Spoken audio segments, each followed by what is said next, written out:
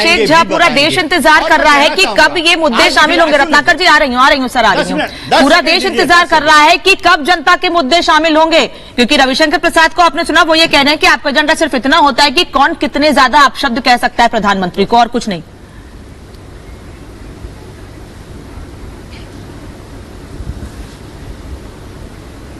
अनामिका जी, अभिषेक जी, आपका आवाज आ रही है? पार्टी के लिए पूरे देश के लोग एक ही बात कह रहे हैं कि अपनी झूठी बातों से लोगों के दिल में नफरत घोलते हो।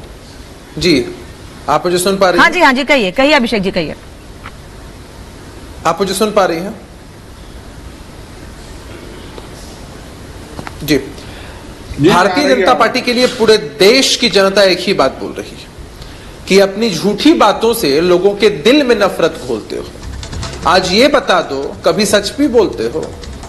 झूठ झूठ और सिर्फ झूठ परोसना इनकी आदत सी बन गई। रविशंकर प्रसाद जी का बयान आप चला रही थी, बहुत गौर करने की बात है उसमें। वो कह रहे थे कि इनके पास कोई रोड मैप है क्या गरीबों का कल्याण करने के लिए, पूरे देश का विकास करने के लिए, प्रदेशों का विकास करने के लिए, अन्य कई बातें उन्होंने कही। जब रविशंकर प्रसाद जी ये बातें कह रहे थे कि विपक्ष के पास कोई रोड मैप है कि नहीं, इसका मतलब वो इस बात को एक्सेप्ट करते हैं ना कि आज भी देश में गरीबों के कल्याण के लिए नीतियां बनना आवश्यक है, कार्य होना आवश्यक है।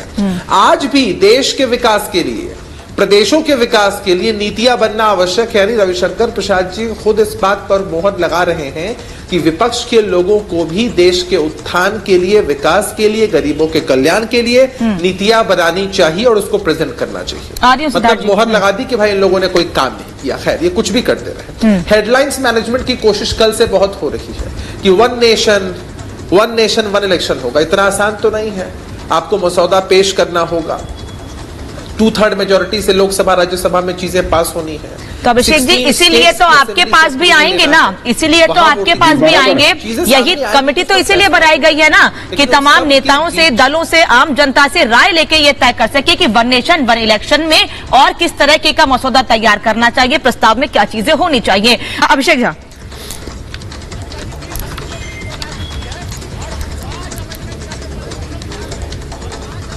जी, नहीं, ये प्रोपेगेंडा और एजेंडा बात जो है भारतीय जनता पार्टी का, वो एकदम देश की जनता समझ पा रही है। अभी मुद्दा क्या है और मुद्दा ये क्या लाना चाहते हैं। इतने दिनों से इनका ध्यान कहां पर था, और ये कह रहे थे 370 का उदाहरण दे रहे थे। देश की जनता के लिए 370 से महत्वपूर्ण मुद्दा है महंगाई, बेरोजगारी, भ्रष्टाचार, देश की सीमा सुरक्षा।